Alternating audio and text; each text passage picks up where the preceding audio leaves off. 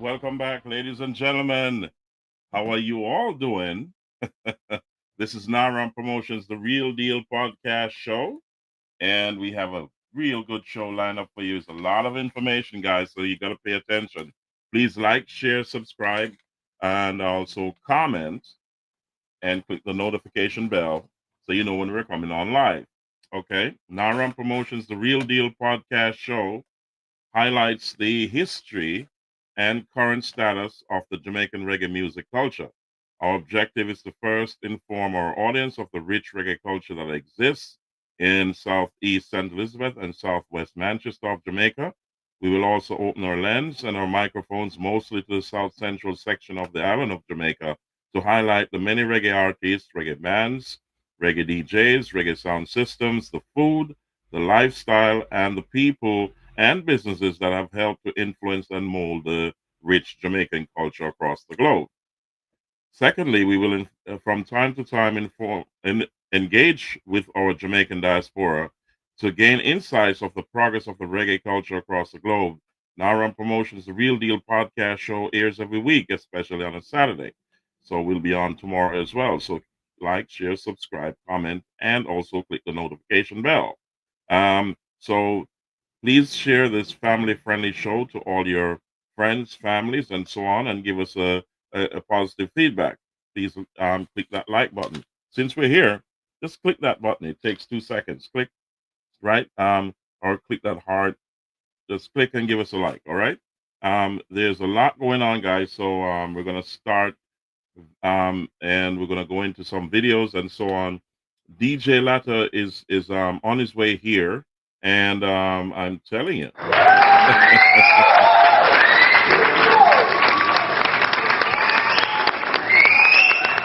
he'll be traveling internationally over this weekend. And when he comes back, then you'll get that report next week. So, therefore, ladies and gentlemen, as you saw in our um, as we advertise, these are breaking news: visa rules, overstay rules, and also news for green card holders, and also others who are interested in coming to the United States, and those who are here and have some issues. So, as I always say, always seek the advice of an immigration attorney or an immigration specialist. You need to know and you need to get informed, guys, before you make a decision.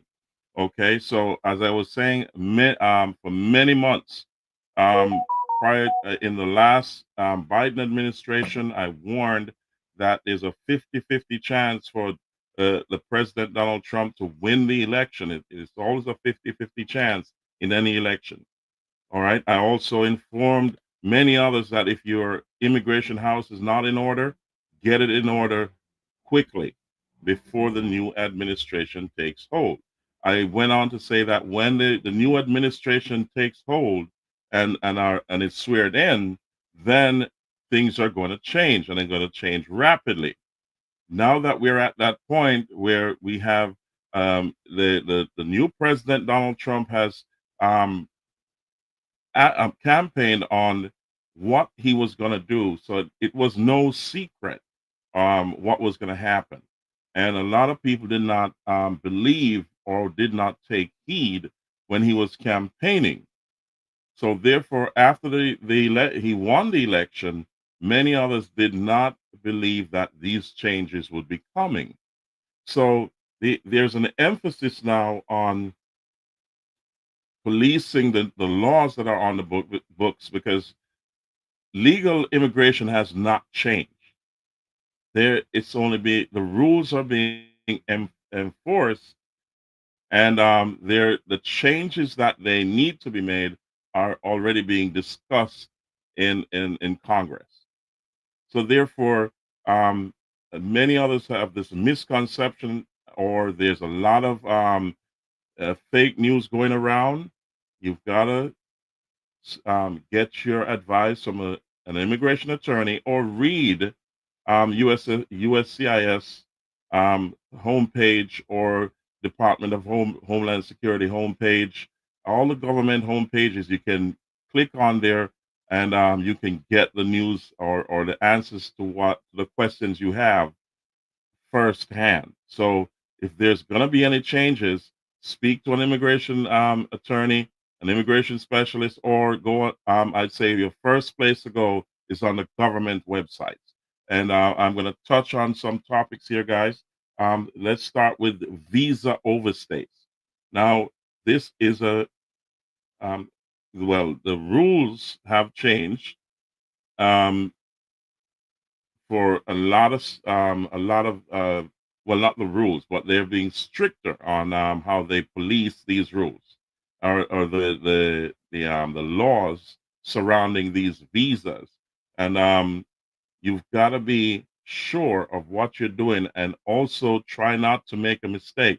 So get an immigration attorney or immigration specialist to assist you in whatever you do, because one mistake, you have only one chance, and once you put it out there to the US government, it's there for life.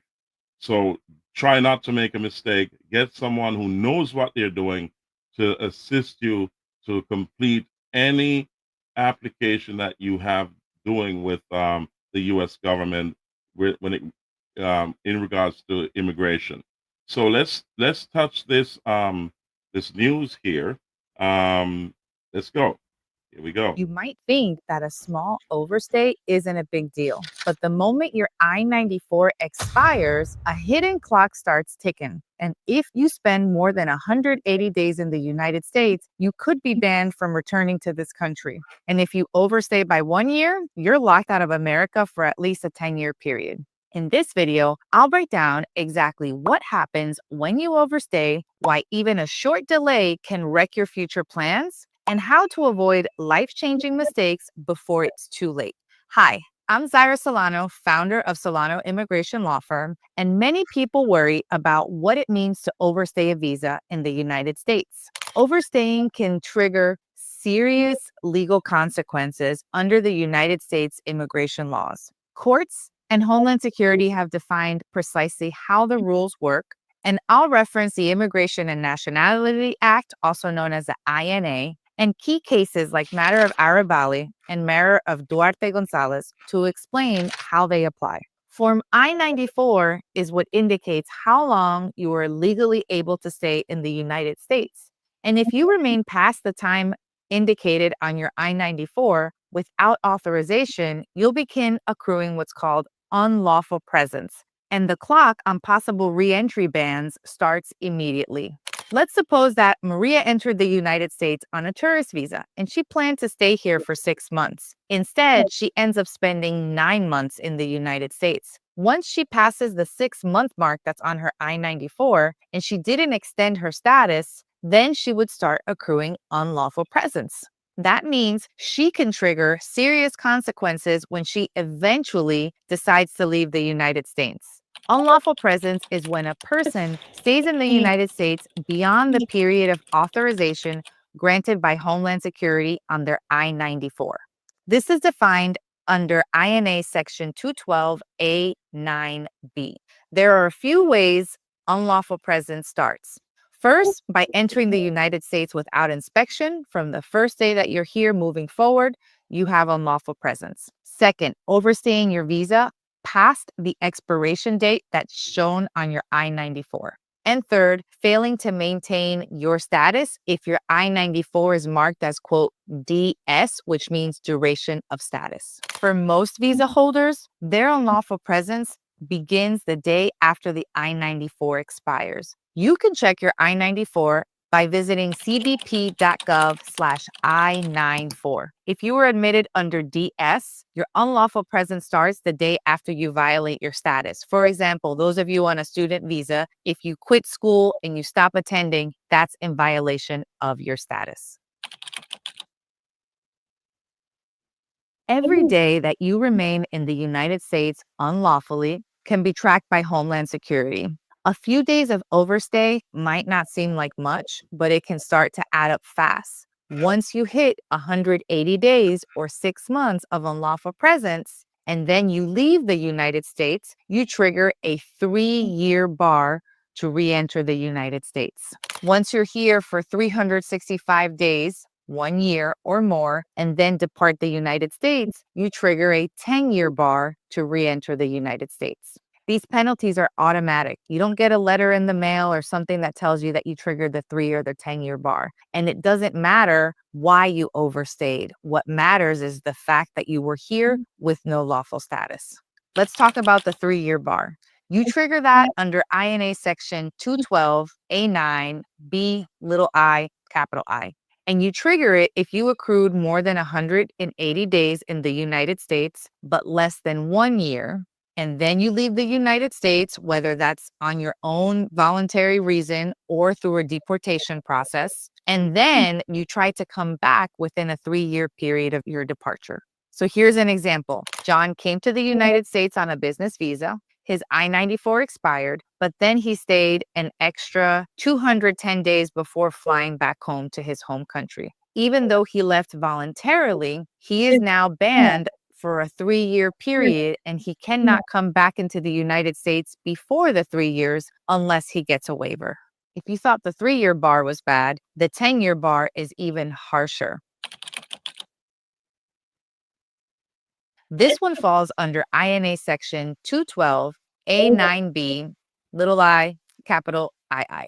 The 10-year bar applies when you have been in the United States unlawfully for 1 year or more, and you leave the United States on your own accord or because of a deportation process, and you attempt to re-enter the United States within 10 years of that departure. Example, Lisa stayed 13 months beyond her student visa. When she left to attend her green card interview abroad, she automatically triggered the 10-year bar. Even though she left to do things the right way, she was still here for more than 1 year without lawful status and left the United States and is now trying to come back before the 10-year period. For those of you who trigger the 3 and 10-year bar, some of you may qualify for a waiver. And you can apply for a waiver to return to the United States lawfully before your 3 years is up or before your 10 years is up by using 2 different waiver applications. One of them is Form I-601. This is for people who are already outside the United States and have triggered the bar. And the other one is for Form I-601A. This is known as a provisional waiver, and it's available for those of you who are in the United States and know that when you leave to your green card or immigrant visa interview abroad, you will be triggering the 3 or 10-year bar. To qualify, you must show extreme hardship to a U.S. citizen or lawful permanent resident spouse or parent, not a child. You can only qualify for this waiver if you demonstrate you have a parent or a spouse who's a U.S. citizen or a permanent resident, and they will suffer hardship. Some of the hardship that can help you on a case are medical issues, financial loss, emotional or psychological suffering, separation from a family member, or potential hardship that may happen to the children of your spouse, and that hardship will affect your spouse as well. These waivers are discretionary. They require significant amount of evidence, and so it's always recommended that you consult a trusted immigration attorney before applying for a waiver. Who doesn't accrue unlawful presence? Well, some people are protected from accruing unlawful presence even though they overstayed their visa. This includes children under the age of 18, those of you who have bona fide asylum applications, VAWA self-petitioners, victims of trafficking, and those of you who applied for DACA before your 18th birthday and you have continuously maintained DACA status over the years with no lapses between the expiration and the next time that you were granted DACA. This is also outlined under INA Section 212A9B III, and it's confirmed by USCIS. There's an additional bar that's the toughest of them all, and that's called the permanent bar. This is under INA Section 212A9C. It is the most severe, most difficult form of inadmissibility when it comes to these time period bars. And this is how someone triggers the permanent bar. If you were unlawfully present in the United States for 1 year or more after April 1, 1997, and then you left the United States voluntarily or you were deported, and you returned or you tried to return without inspection, meaning you tried to cross the border illegally into the United States, then you are permanently barred from lawfully entering the United States forever, permanently. The only way that you can come back into the United States is if you wait 10 years abroad and then you apply for a waiver under Form I-212, which is a request for permission to reapply. This particular waiver is very difficult, it's hard to get, and it's only granted in very limited cases. What if you never leave the United States? Here's a very common example. You overstayed your visa, you never left, and now you're married to a US citizen and you want to apply for adjustment of status. Or you have a US citizen kid who's over the age of 21 and now you want to apply for adjustment of status. In many cases, you are eligible to adjust status without triggering the 3-year, 10-year, or permanent bar that I just discussed. And that's because you haven't actually left the United States. This is often an option for adjustment of status that's available to those of you who are immediate relatives of U.S. citizens. The Immigration and Nationality Act defines immediate relatives of U.S. citizens as parents, spouses, and children under 21 of U.S. citizens. So if you're an adult over the age of 21 and you have a U.S. citizen parent, that does not make you an immediate relative under the Immigration and Nationality Act. Here's an example. Maria overstayed her visa by 9 months and she's now married to a U.S. citizen. She can apply for adjustment of status to get her green card here in the United States without ever leaving the United States. And because she never leaves, she does not get the 3 or 10 or permanent bar. She avoids it completely and is eligible to apply for and receive her green card with the entire process all in the United States.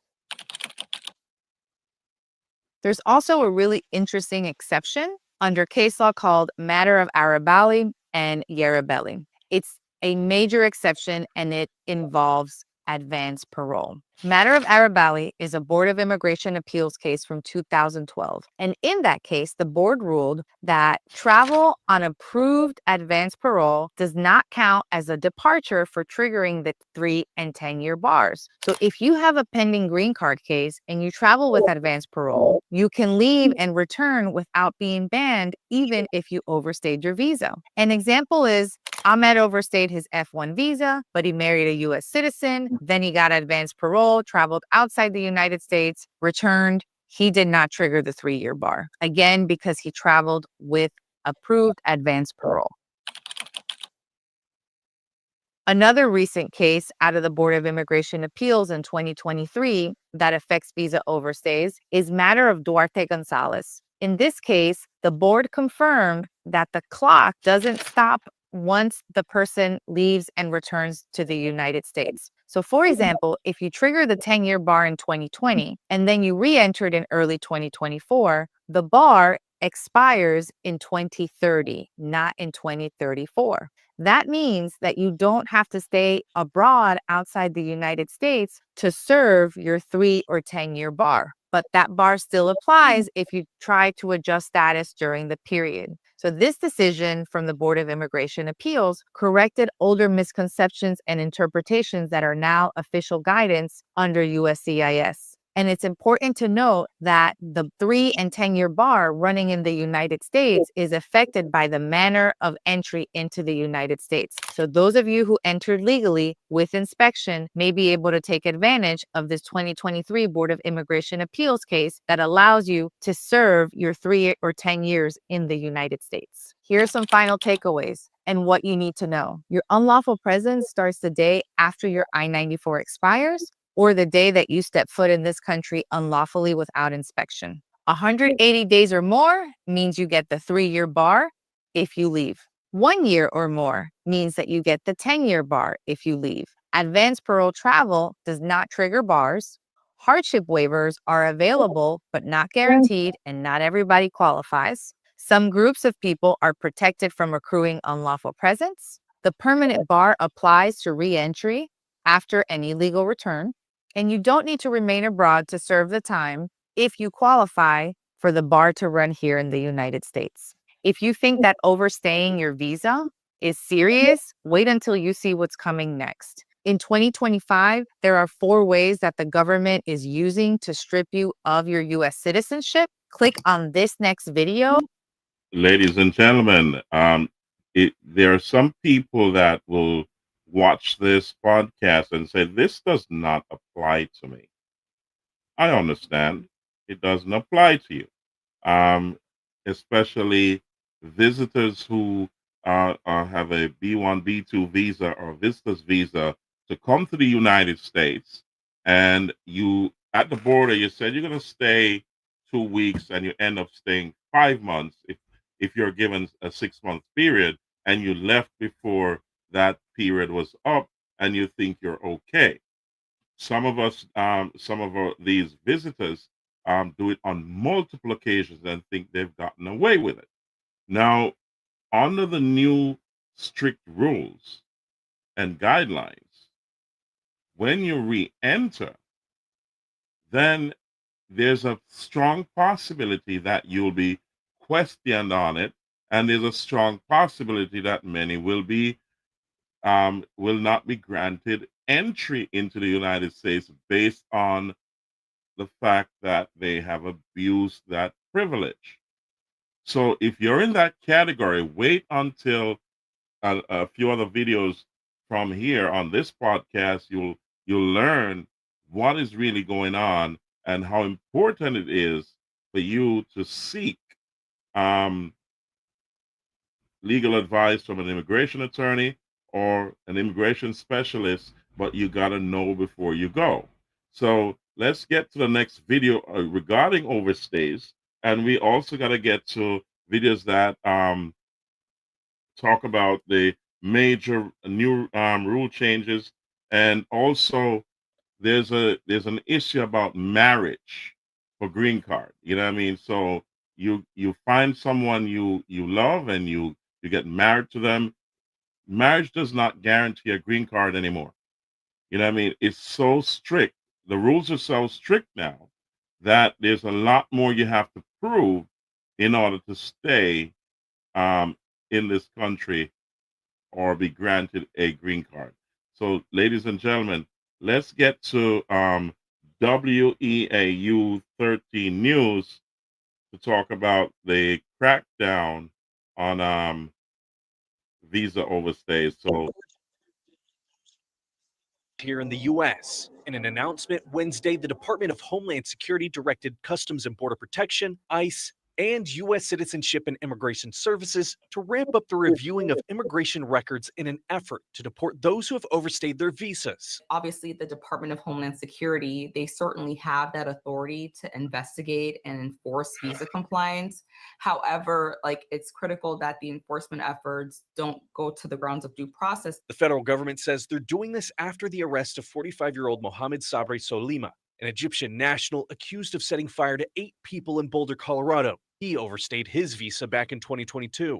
To learn more about overstayed visas, we reached out to local immigration attorney Cherie Wright, who represents those who have overstayed their visas. She says in her experience, a lot of them fall into 2 groups, one being newlywed couples. Individuals who came in had no intent of finding the love of their lives or whatever the case might be, and they found someone who happens to be a U.S. citizen. That person's like, I don't want you to go back. I want to marry you.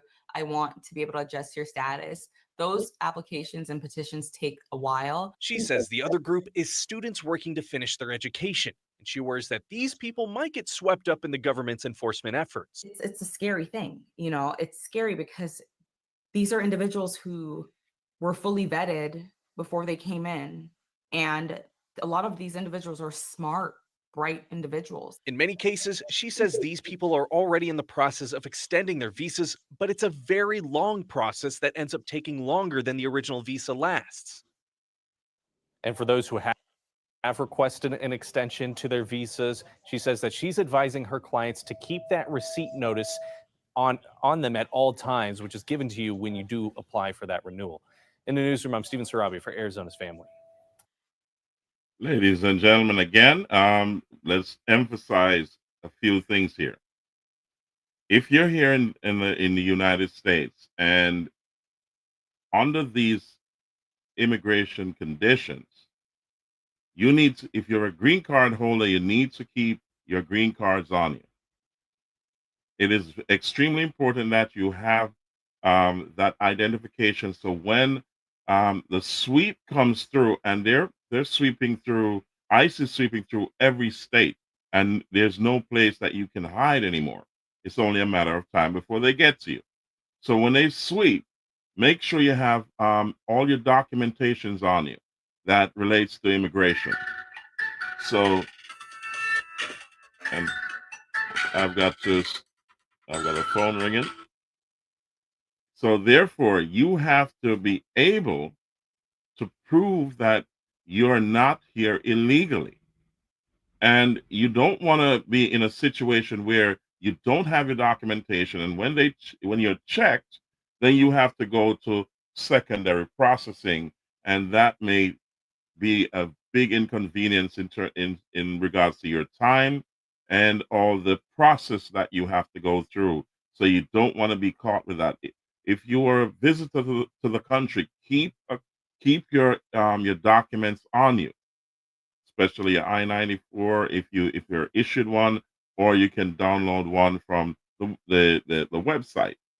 So, and your passport, your visa, you need to have all of those things with you, because this atmosphere is or this landscape is not one you want to traverse without having documentation.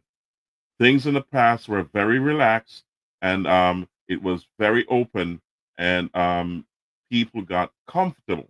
But in this new administration atmosphere, immigration atmosphere, you need to have identification, because they're enforcing the law, and they're scrutinizing a lot more, and they're checking. So therefore, you don't want to get caught.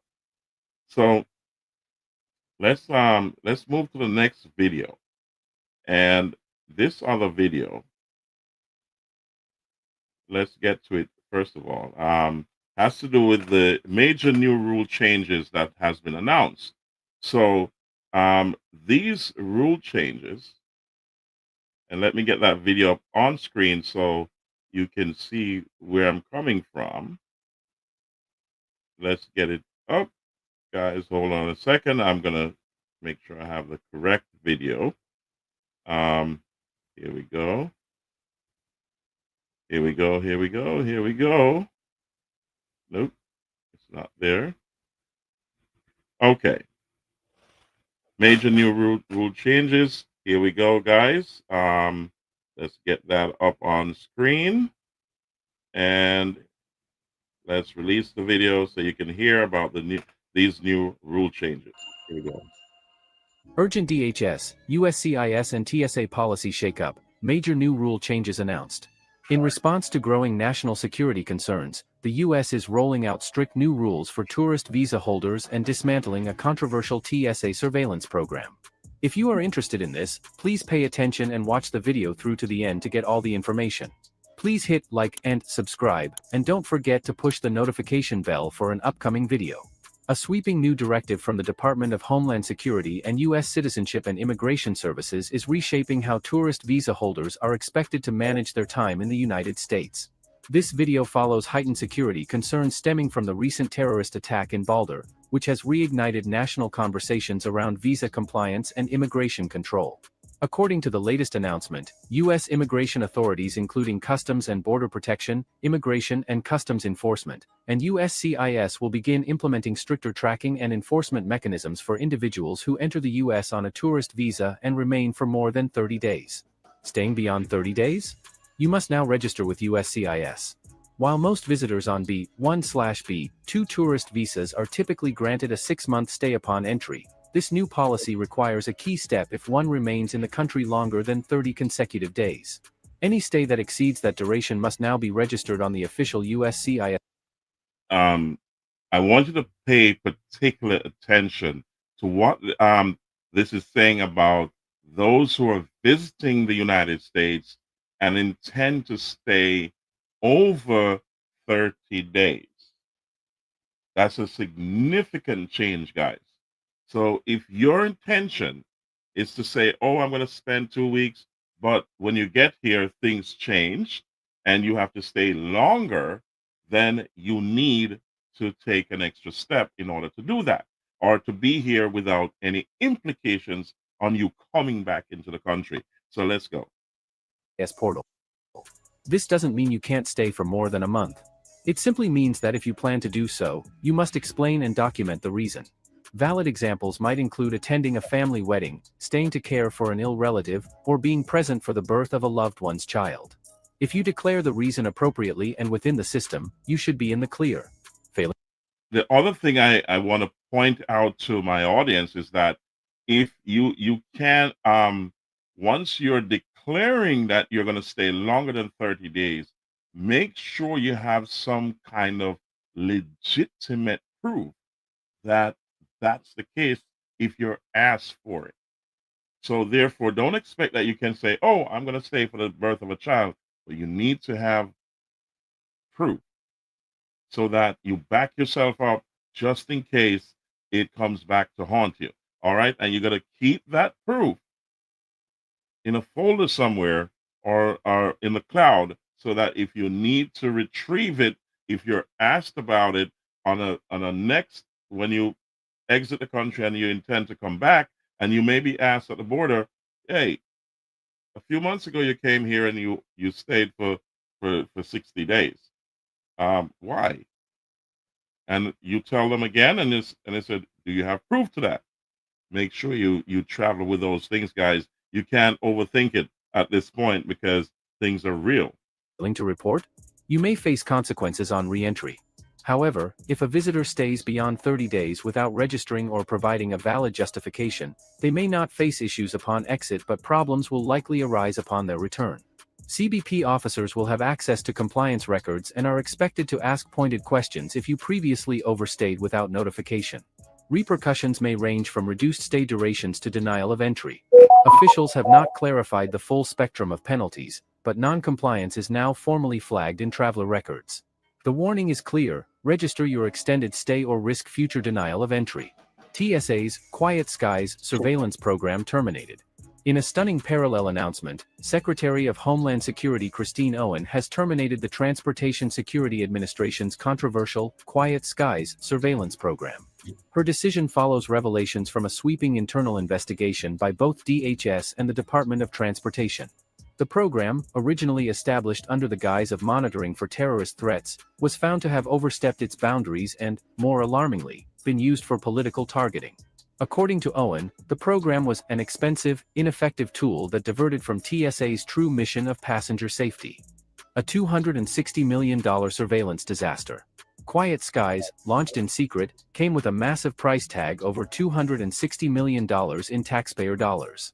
Investigations revealed it had little success in improving public safety and was instead monitoring passenger behaviors that had little relevance to actual threats. These included logging how often passengers used the bathroom, noting excessive sweating, body tics, and other innocuous behaviors. The intrusive nature of these metrics shocked lawmakers and civil rights advocates alike. Even more concerning was the claim that the system had been weaponized for political motives, disproportionately targeting Republican figures and critics of the Democratic Party. Political weaponization and blacklists uncovered. Among the most troubling findings was the placement of prominent figures like Tulsi Gabbard, a former Democrat who became a political independent, on secret terrorist watch lists. These lists, it appears, disproportionately targeted individuals critical of the Democratic leadership, according to internal documents and whistleblower statements. The program's misuse reached a breaking point after multiple members of Congress raised alarms about civil rights violations and misuse of surveillance authority for political persecution. DHS's swift termination of the program is part of what officials are calling a return to lawful, accountable governance. The path forward, refocusing TSA on its core mission. With Quiet Skies now officially ended, the administration vows to restore TSA's credibility by returning the agency to its foundational mission, ensuring the safety of America's traveling public. Resources once funneled into political surveillance will now be redirected to core aviation security and investigative functions programs that serve all Americans regardless of political affiliation. CBP, ICE, and USCIS to ramp up crackdown on visa overstays following Boulder terrorist attack. At the direction of the Secretary of Homeland Security Kristi Noem, U.S. Customs and Border Protection, Immigration and Customs Enforcement, and U.S. Citizenship and Immigration Services are ramping up the review of immigration records and will take immediate appropriate actions to crack down on visa overstays stemming from the Biden administration's failure to enforce the law. This urgent... Now I want you to pay particular attention to what was just said. They're looking at the records to crack down on visa overstays. Let's get back there and to ramp up crackdown on visa overstays following Boulder terrorist attack. At the direction of the Secretary of Homeland Security Kristi Noem, U.S. Customs and Border Protection, Immigration and Customs Enforcement, and U.S. Citizenship and Immigration Services are ramping up the review of immigration records and will take immediate appropriate actions to crack down on visa overstays stemming from. So therefore, guys, if you understand what they're saying, Department of Homeland Security, USCIS, it's a broad sweep in terms of they're now looking at every record of all overstays. Now, as I said, you may think you're in the clear if you stayed within the visa period, but you on multiple occasions or on some occasions, or maybe one occasion, you spent you told them at the border you're going to be here for 2 weeks, and you end up spending 5 months. You got to have some justification for that on the ready, just in case you're asked about it. I'm not trying to alarm anyone. I'm just saying be prepared for the chance that you may be asked about it, and if you have the proof, then that is going down the line of helping you to eliminate certain discrepancies. Okay, guys, so let's continue to listen. From the Biden administration's failure to enforce the law. This urgent crackdown comes after authorities arrested 45-year-old Mohammed Sabri Solomon for setting at least 8 Americans on fire in a shocking terrorist attack in Boulder, Colorado. Solomon is an Egyptian national who had overstayed his visa in the U.S. and remained in the country unlawfully since 2022. Solomon faces federal hate crime and multiple state felony charges. There is no room in the United States for the rest of the world's terrorist sympathizers. Anyone who thinks they can come to America and advocate for anti-Semitic violence and terrorism, think again. You are not welcome here. We will find you, deport you, and prosecute you to the fullest extent of the law. Secretary Noem. Stricter visa rules and the end of political surveillance mark a turning point. Stay informed, follow the guidelines, and travel smart because the stakes have never been higher. That is all for today in this video. So before I get into the rule of law, as I said before, stay informed, be prepared, speak to an immigration lawyer or an immigration attorney or an immigration specialist, because if you think that you have a doubt, then it's time to get some answers, okay? And you got to know before you go, all right, or before you make a decision. And I'm going to touch into the rule of law because the law must prevail, no matter how you look at it. So I'm going to go on to one other topic here from the USCIS website that shows that their website shows some of the rules that or guidelines that they have are now stricter on. So let's look at it this way. Okay, here we go. I'm going to share that with you right now. Here we go, guys. So that you can see on your own that this is no joke. So let's look at it. Let me read a couple of lines here.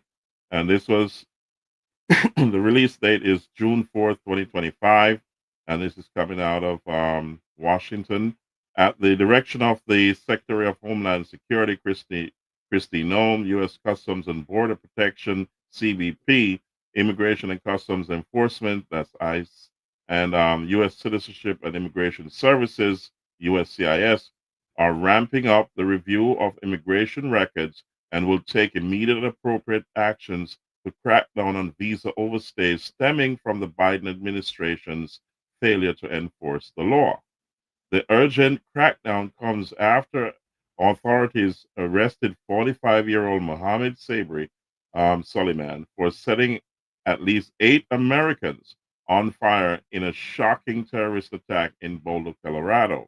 Solomon is an Egyptian national who had overstayed his visa and in the United States and remained in the country unlawfully since 2022. Solomon faces federal hate crime and multiple state felony charges. There's no room in the United States for the rest of the world's terrorist sympathizers. Anyone who thinks they can come to the to America and advocate for anti-Semitic violence and terrorism, think again. You are not welcome here. You will find we will find you, deport you, and prosecute you to the fullest extent of the law, and that's coming from Secretary Nome. So this is no joke, guys. So when we talk about, you got to be careful of what you post online, because they're going to be scrutinizing that, and you will see that in a couple of other videos that I have lined up for you. Secondly, you got to be careful who you associate yourself with. You got to know who these people are and what their affiliation is to other groups that may be not favorable to the United States. Look at your social media. I'm gonna give you a couple of videos in a little while to point you in the right direction, because this is extremely important, guys. Your if you want to voice your opinions, I would suggest that in most cases, if you're gonna come here on a visitor's visa or you're a green card holder, keep that to yourself. If it's going against the U.S. government, keep it to yourself. And if you're going to discuss matters of importance that affects the U.S. government or the United States and its citizens, then you got to do that in a forum that is controlled. You get what I'm saying? An official forum, because there's no room for errors at this point. So you got to understand that the things have changed. And let me go to what a judge had to rule. Well, a judge's ruling that affects many of us.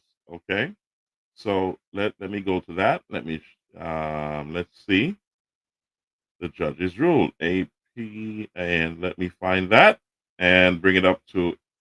Here we go. Nope, it's not there. Okay, here we go. So let me share that with you. And it says, judge allows requirement that everyone in the United States illegally must register. And let me put that on the screen for you. So this is no joke, guys. So let's look at that here. Here we go. So it says here, and this was taken from the Associated Press, and this is Washington Associated Press. They said a federal judge, and this was April 10th, and a federal judge on Thursday allowed the Trump administration to move forward with the requirement that everyone in the United States illegally must register with the federal government and carry documentation, in a move that could have far-reaching repercussions for immigrants across the country. Judge Trevor Neal McFadden, a Trump appointee, sided with the administration, which had argued that officials were simply enforcing a requirement that already existed for everyone who is in the country. And I gotta get rid of this. And but isn't an American citizen. McFadden ruling didn't go into the substance of these arguments, but rested largely on the technical issue of whether the groups pushing to stop the requirement had standing to pursue their claims. He ruled they didn't. So, ladies and gentlemen, as you can see, the courts have ruled. So let's get into some major news that you may have missed. And let me take that down, and then let's remove that. And I'm going to get into some major news that I want you to be aware of. So let's get into that. Then I'll comment after that, and let's see. Let me get into that. Let's see if that's, yep, I found it. Here we go. Let me share that. And let's listen to this.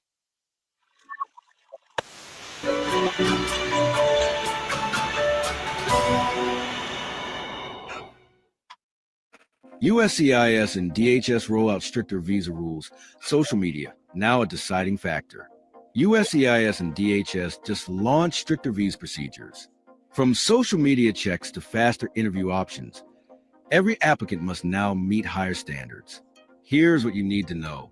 If you are interested in this, please pay attention and watch the video through to the end to get all the information.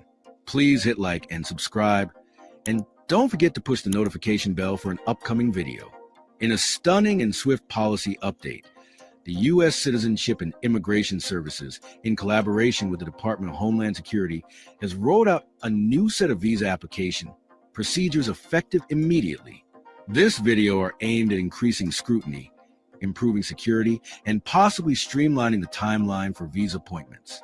If you or your family member are planning to apply for a tourist visa, work visa, or even a student visa, this update directly affects you. A hot change just rolled out. What you need to know. What you're reading here is an up-to-date report based on their analysis and official notices. And yes, many of you have been asking for this breakdown. So here we go. 1. DS 160 remains a starting point. All visa applicants are still required to complete the Form DS. 160, this is your official visa application form that includes all personal details, travel intentions, and more. The format hasn't changed, but how the information is reviewed is getting a serious upgrade. 2. Social media scrutiny is now mandatory. Here's where things heat up. Effective immediately, all visa categories, including tourist, student, and employment visas, will be subject to DHS-led social media review.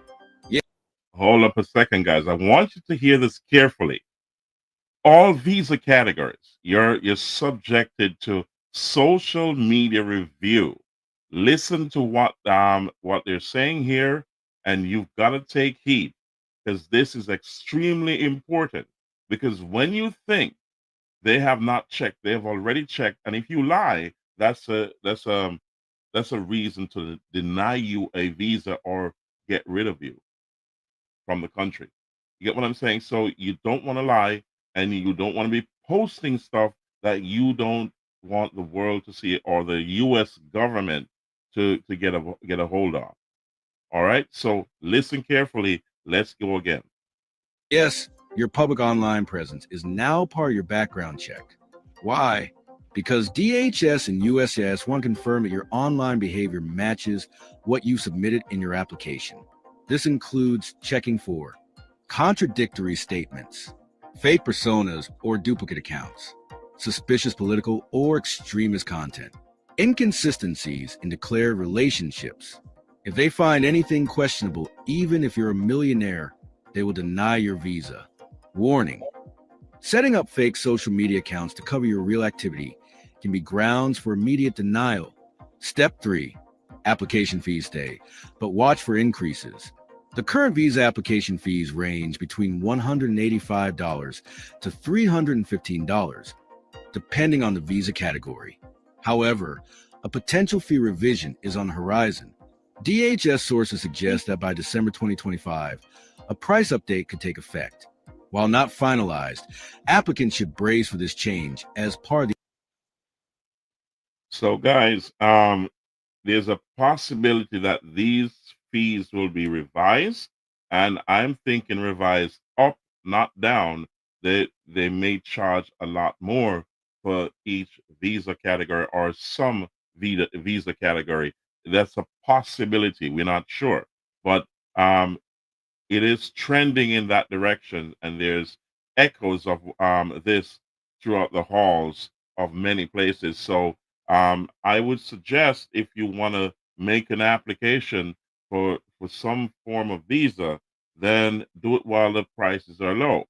However, you got to also be very careful of a number of things. So get an immigration attorney, get an immigration specialist.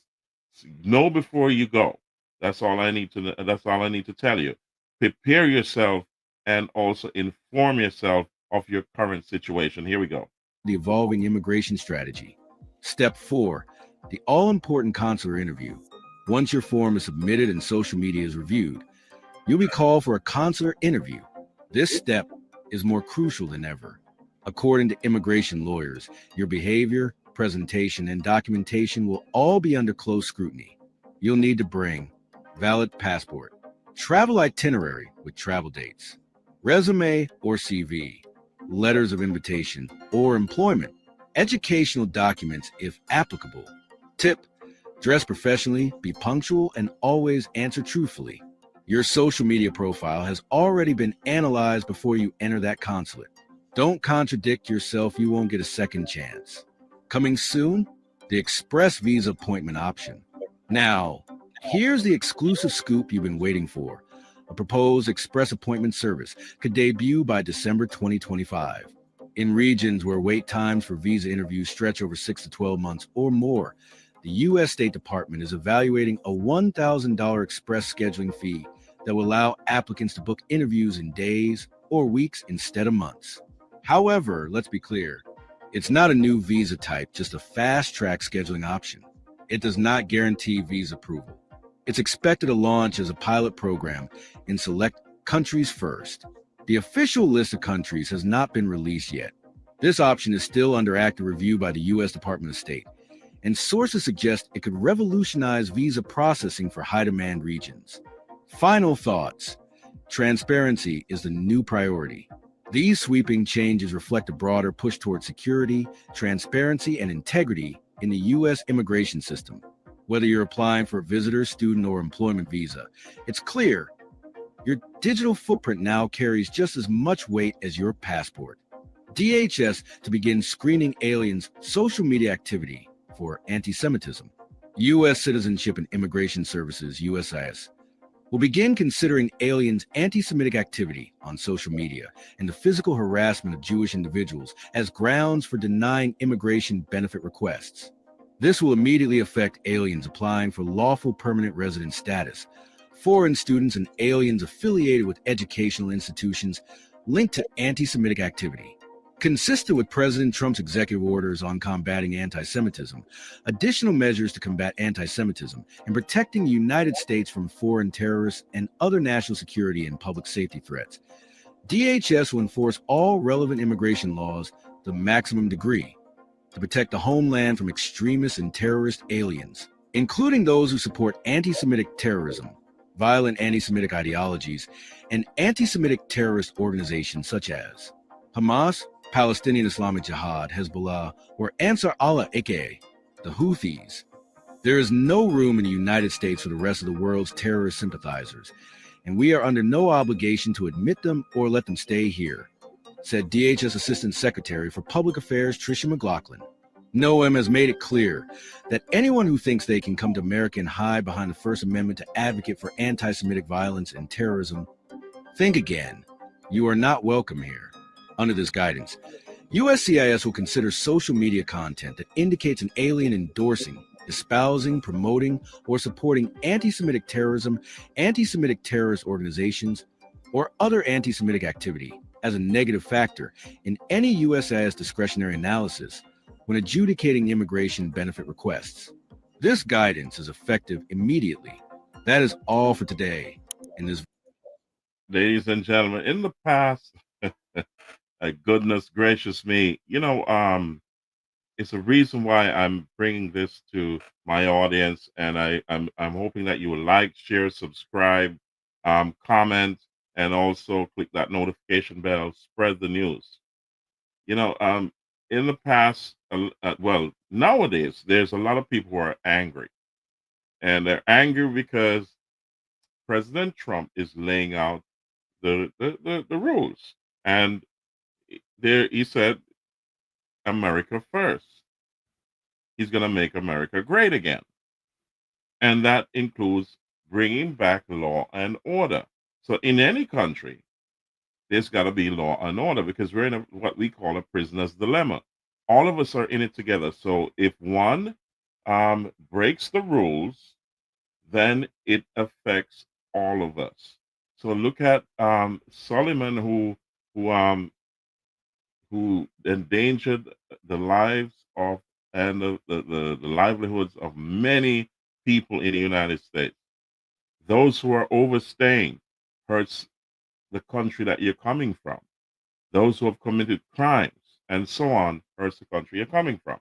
So we're going to talk about the rule of law in a minute, but I've got one video to show you of Florida, what they're saying, because this weekend um, there's a planned protest, and also we've seen the riots of California, people breaking the law, and they feel that they're going to get away with it. They're going to chase these people down because law and order will prevail. So if you're thinking about going out there to create mayhem, I'd say to you, think again, because they're preparing for you. And none other than this is one state that will not tolerate any of that kind of shenanigans. So let's hear from Florida State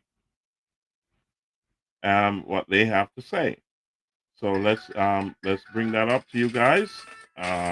Let's go. East Coast, joined by a bunch of leaders that further exemplify why we are not and will never be California. This is Florida, the anti-rioting state. So I'm glad to be joined here today by your great sheriff, Wayne Ivey.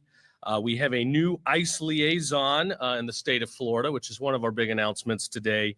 Agent Anthony Coker, who you'll hear from, FHP Colonel Gary Howes, who leads the troopers, Florida's public safety czar, Larry Keefe.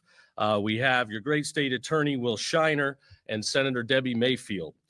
Let's move that forward a little bit. Made loud and clear that we want to ensure law and order. We want to enforce against illegal immigration, and we will stop at nothing to protect you and keep you guys safe. We're the law and order state.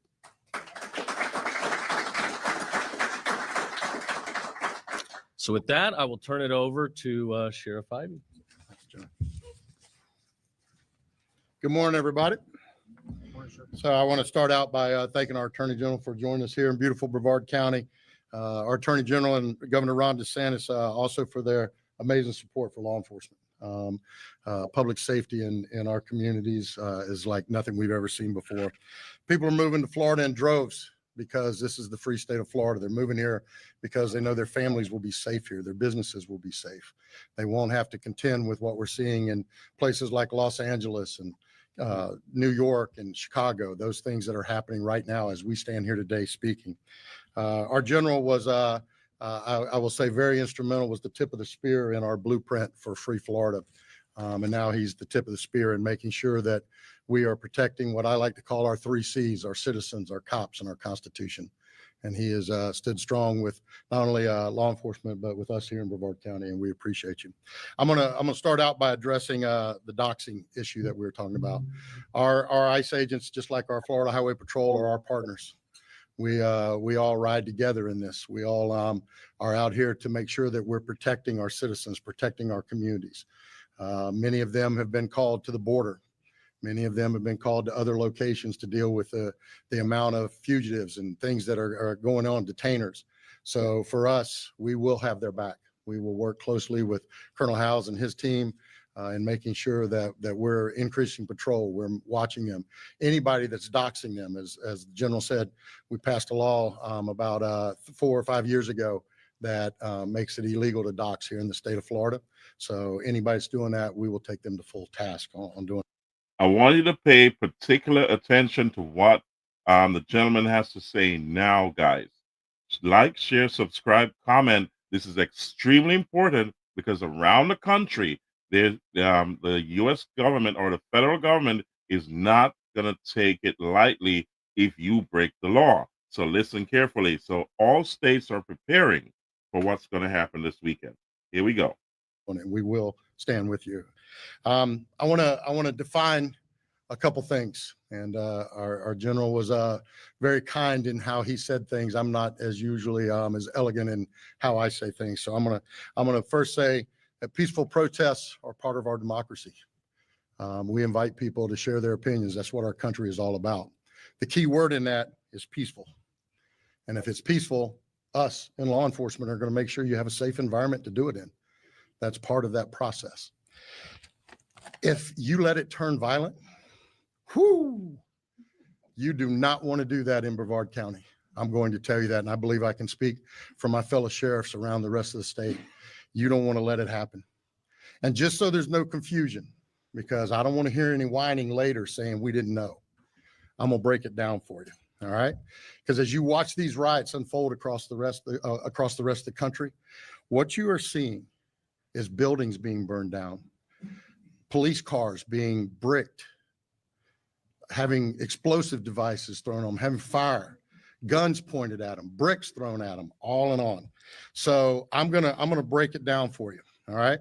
And if somebody wants to know what I mean by turn violent, all right, this is what I mean. If you resist lawful orders, you're going to jail. Let me be very clear about that. If you block an intersection or a roadway in Brevard County, you are going to jail. If you flee arrest, you're going to go to jail tired, because we are going to run you down and put you in jail. If you try to mob rule a car in Brevard County, gathering around it, refusing to let the driver leave, in our county, you're most likely going to get run over and dragged across the street. If you spit on us, you're going to the hospital and in jail. If you hit one of us, you're going to the hospital and jail, and most likely get bitten by one of our big, beautiful dogs that we have here. If you throw a brick, a firebomb, or point a gun at one of our deputies, we will be notifying your family where to collect your remains at, because we will kill you graveyard dead. We're not going to play. Ladies and gentlemen, you heard it for yourself. This is no joke. There's no shenanigans. The rule of law must prevail across the country. Law and order must come back to the United States according to the president's directive. So you don't want to be doing the things that go against the United States and its citizens. Be careful what you do and the decisions that you make. So you heard it loud and clear. I'm going to bring on Tom Homan for a couple of minutes to reiterate what it means in his direction of what is to be expected in the US of A today. This is a new government, a new administration, and they're not playing around. So be careful, guys, what you do and what you say and how you conduct yourself in this new administration. And things have changed forever and ever right now. That's how I see it. Don't expect that it's going to go back to what happened under the Biden administration. It's not going to go back there. You get what I'm saying? So you got to get your house in order. So let's go. Let's get Tom Homan up here on the screen, and let's hear from him what he has to say. Facilities like Fort Bliss in Texas. Well, we're already housing at Guantanamo. Fort Bliss is being ramped up, so in the very near future. I don't have a timetable because things need to be done. Construction needs to be done.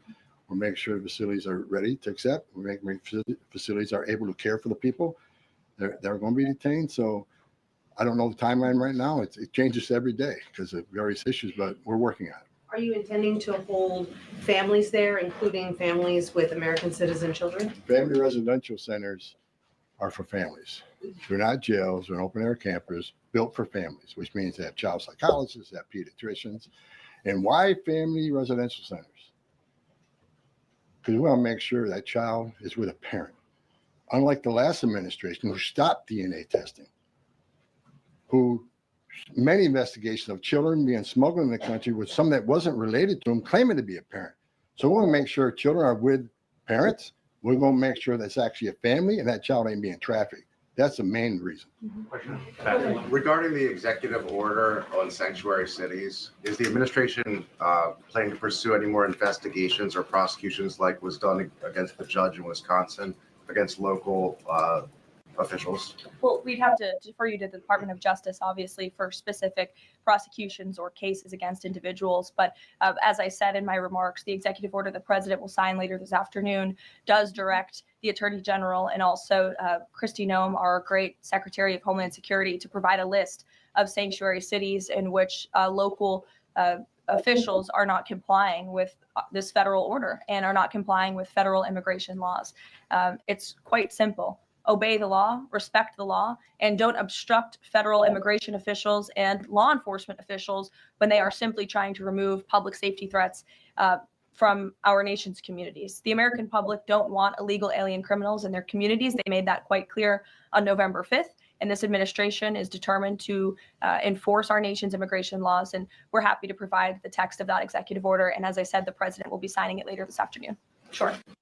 Ladies and gentlemen, I have one other video for you regarding green card holders. You've heard that what is going on from different perspectives, and you must understand that there's no joke here.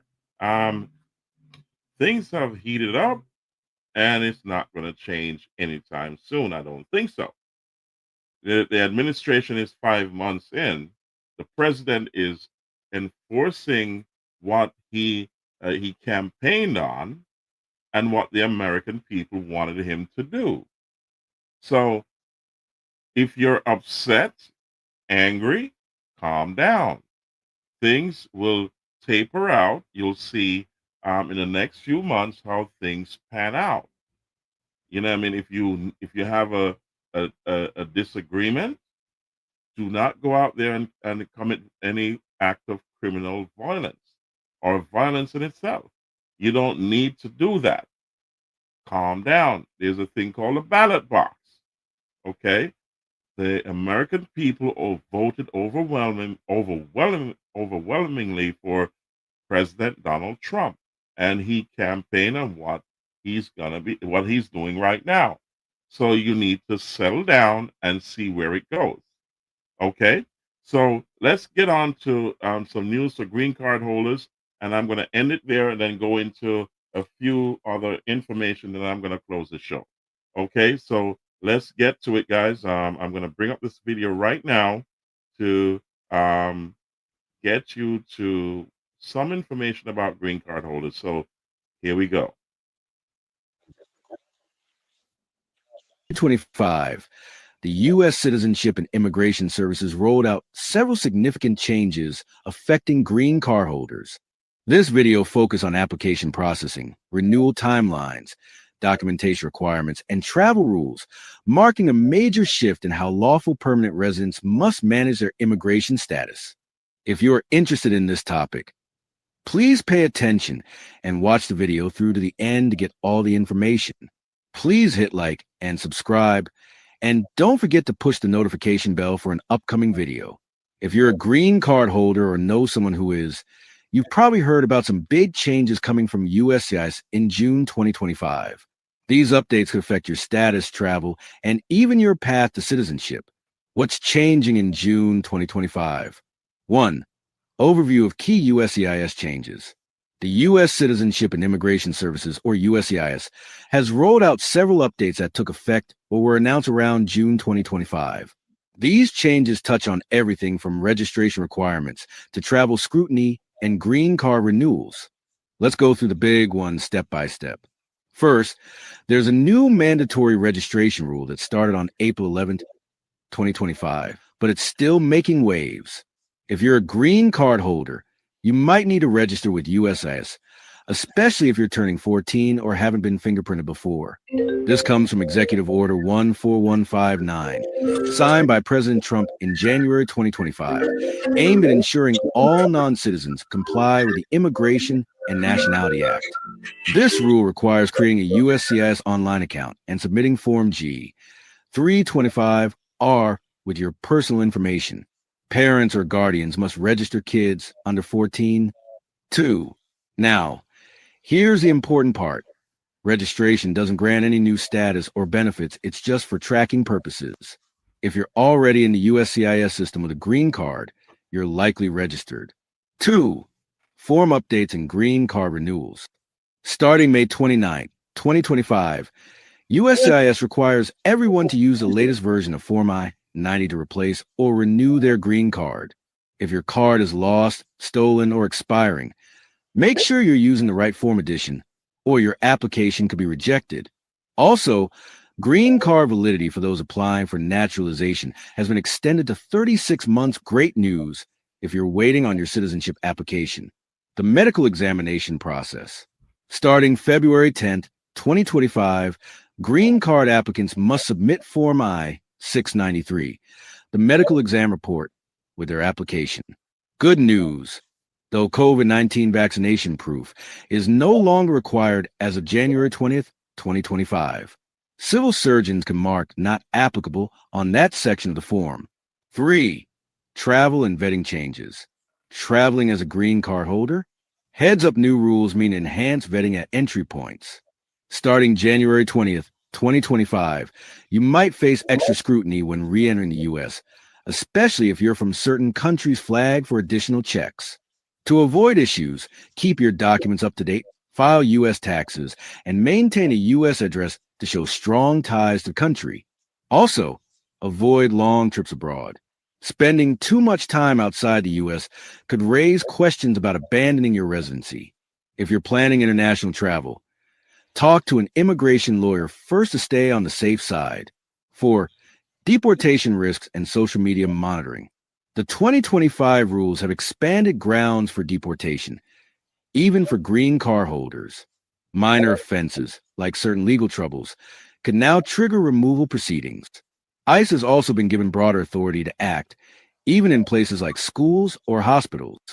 Plus, USCIS is monitoring social media for content they deem problematic, which could lead to visa or green card issues. This doesn't mean you should panic, but it does mean staying cautious. Avoid any legal issues, even minor ones, and be mindful what you post online.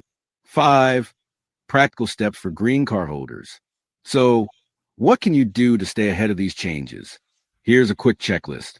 Check your USCIS account to confirm your registration status. Use the latest Form I-90 for renewals and keep your green card valid. Prepare for extra travel scrutiny and maintain strong U.S. ties. Avoid legal trouble and be cautious with social media posts. These steps can help you navigate the new rules with confidence. And if you're eligible for citizenship, consider applying now to secure your status. The process can take time, but it's a great way to protect your future in the U.S. 6. Closing call to action. That's the rundown on the USCIS changes for June 2025. We know it's a lot to take in, but staying informed and prepared is the key to protecting your green card status. These June 2025 USS changes signal a tightening and streamlining of green card procedures. Green card holders should stay informed and proactive to ensure full compliance and avoid disruptions in their residency or future naturalization plans. That is all for today in this video. Ladies and gentlemen, you heard it. For visa overstays, for those who are applying for visas, what you need to do. I've talked about the major rule changes. I've talked about the rule of law. And we are in an era under a new administration that says law and order must prevail. And they're policing every rule, every law to make sure that those who are coming here or those who are here are supposed to be here. And you are of a certain caliber. So, as a green card holder, if you are eligible for citizenship, please apply for your citizenship. Speak to an immigration attorney, speak to an immigration specialist, know before you go. Prepare yourself wisely. Don't overstay if you go outside the United States. If you are, get an advance parole. Get it approved before you go. Speak to an immigration attorney, speak to an immigration specialist. This is serious times because you're you're going to be scrutinized coming back in. So make sure you're filing your taxes. You maintain a strict regime in terms of your family and filing your taxes, and you're being a model citizen. You will be questioned. The rules are being policed as we speak. So be mindful of that, guys. And we say, DJ Latta is in the house. He's getting prepared for his international travel. And while he's getting prepared to come into the hot seat, let's remove this segment as we're done with this segment, guys. Goodness gracious me. And it's now time to talk about Father's Day. Father's Day is Sunday, June 15th, and fathers should be celebrated just as our mothers are celebrated as well. It's a family unit. It's time to put fathers in the forefront. It doesn't take one person to raise a child. Fathers are extremely important, and you got to celebrate them. So June 15th, take care of them fathers out there. Regardless of the situation, a child only gets one. So let it be inclusive, let it be happy, and celebrate fathers just as our mothers are celebrated. Because it's not a one-parent affair. It takes two to raise that child, and that child lives hopefully beyond our time. So parents should be celebrated equally. So big up to all the fathers. Tomorrow we'll be on the show. DJ Latta will be traveling, but we'll be in touch. And let's talk about the schedule.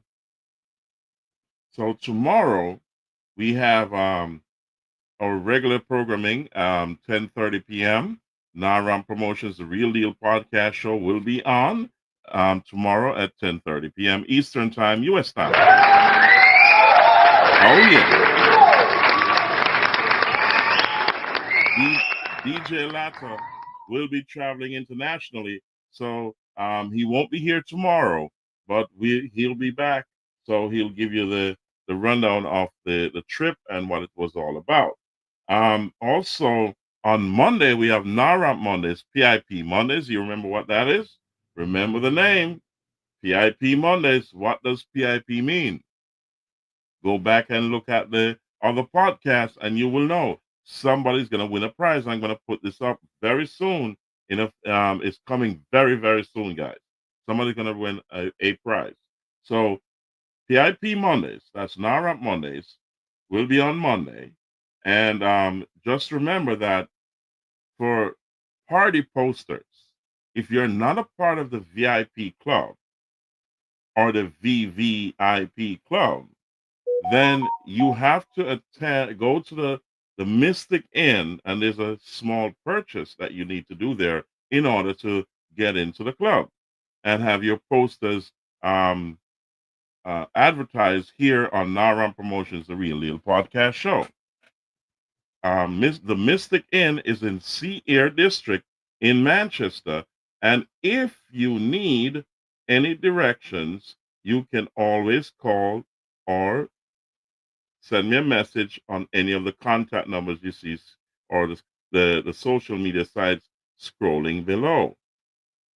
So any of those numbers, they're WhatsApp numbers. The 347-819-1982 is a WhatsApp number. Just contact me if you need directions. But it's in Sea Air District in Manchester, Jamaica. So if you're in that South Central section of Jamaica and you need me to advertise your posters or highlight them and speak about them, then you got to go to the Mystic Inn and present them, and you will be told what you need to do to get into the club.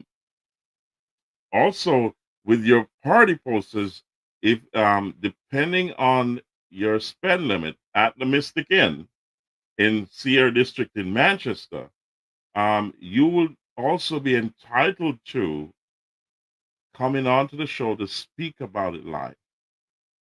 So there are rules that you have to adhere to, which we will tell you what the rules are, and some things that can be said and can't be said on the air. So you got to go there early. So we always say if you want to be on the show on Saturday and then be advertised throughout Monday to the next Saturday, then for that entire week, you got to get to the Mystic Inn by I'd say the latest 6 p.m. on a Saturday to be on the same night. You get what I'm saying? So if I wanted to be on the show tomorrow night, then I gotta get there by 6 p.m. tomorrow.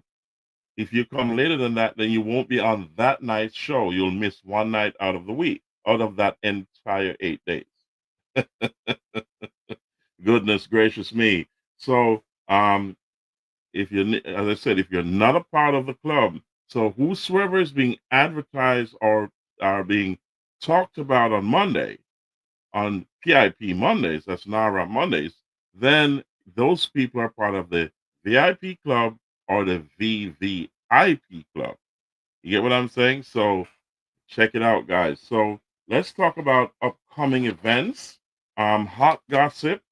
As you knew, we have to reschedule, so we're going to be speaking to Dennis, Mr. Lee, and Mr. Ishii to tie down a new date. Like, share, subscribe, comment, and click the notification bell to know when we're coming on the show. Billings, Mr. Billings will be talking about his business. That's his fabrication business, the engineering business, his auto parts store, and so on, and Top Rock. So that's something that you need to know, whether you're here or abroad or you're in Jamaica, in South Central Jamaica.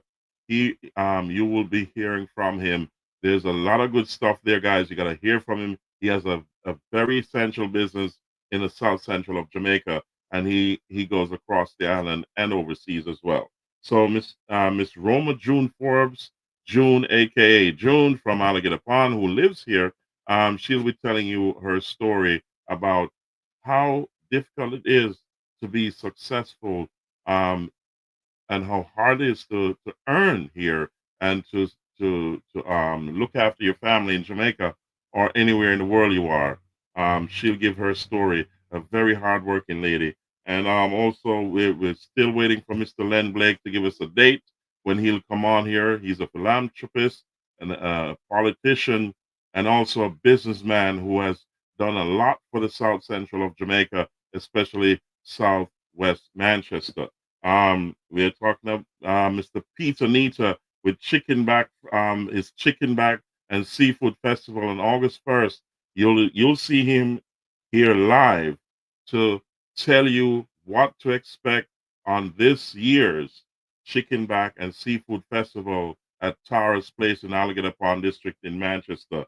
Miss Katie Bartley, she's going through some family issues, and that's coming to a head at this point. So you'll soon see her on here. She has a health fair coming up, which we need to speak about. Prior to that, there's some good stuff going on, some free medical checks that everybody needs to know about. So look for her soon. Miss Michelle Burrell, aka Michelle Burrell. She is a motivator and also a person who can highlight the importance of a second chance in life. That means don't give up on yourself. She's great and a great lady who has gone to higher heights against many odds. And she has 3 beautiful children who are successful, which she steered along the way as a single mother. And I'm telling you this, you want to hear that story. So go back and look at previous videos with Miss Michelle Burrell when she was doing her motivational speech, and also you'll get highlights of who Michelle Burrell is. So we're waiting for her to come and give her time. Mr. Danny Peart will be on here, and he'll be on here on a regular basis to talk about South Central Jamaica, what he's seeing on the ground with the Bowles family as well, to tell you what the youths are saying in the streets.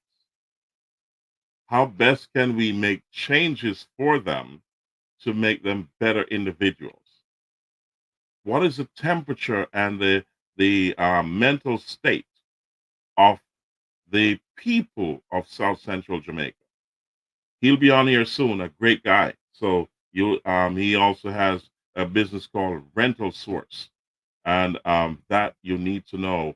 He'll be on here again. You can check other videos that we've interviewed him. We were testing out the equipment. It wasn't too good, but we're up and running now, guys. So the next interview will be better, and he will be on here on a regular basis to give you insights of what's going on the ground in South Central Jamaica. Mr. Billy Boy, the Jamaican cowboy.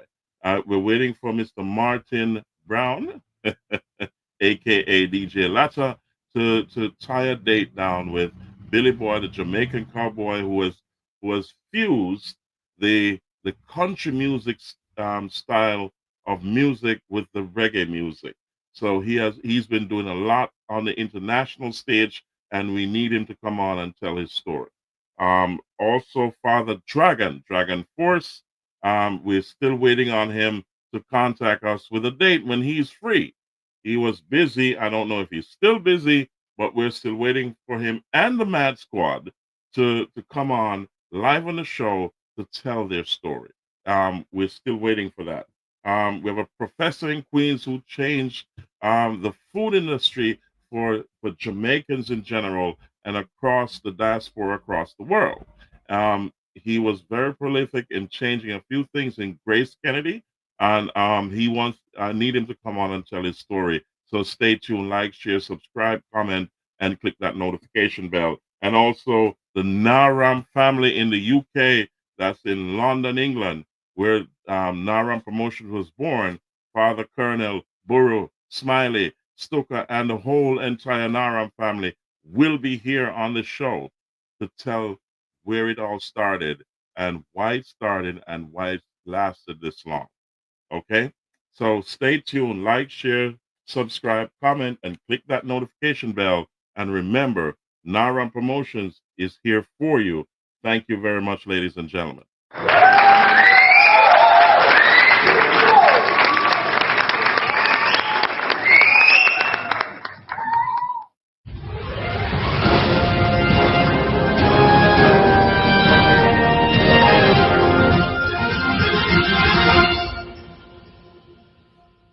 See you tomorrow, Saturday, June 14th. Love you all. God bless you, and stay safe. Stay informed. God bless you all. See you tomorrow. One love, each and every. Naram Promotions is at you.